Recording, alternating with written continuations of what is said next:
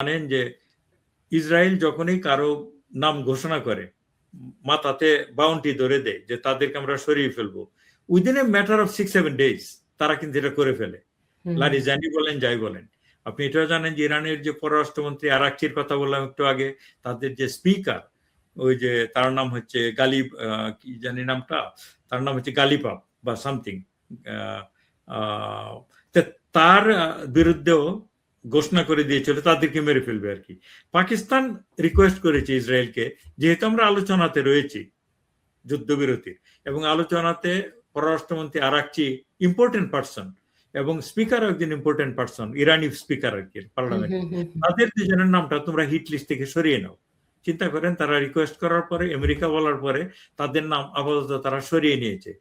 চিন্তা করতে পারেন, আদারওয়াইজ ইউ ক্যান বি অ্যাসিওরড যে উইদিন নেক্সট 3-4 days তাদের কতল করে ফেলতো। এটা হয় অনেক কারণে, কারণ ইরানের ভিতরে ওদের প্রচুর রাজাকার আছে, আমাদের মুক্তিযুদ্ধে যেরকম রাজাকার ছিল, মানে স্পাই আর কি, মানে কি বলে, ইসরায়েলের স্পাই ইরানি জনগণ। এটা আনফরচুনেটলি আমাদের জনগোষ্ঠী বলতে মুসলিম জনগোষ্ঠী সবখানেই মনে হয় এরকম মির্জাফরের গাদ্দারে ভর্তি থাকে।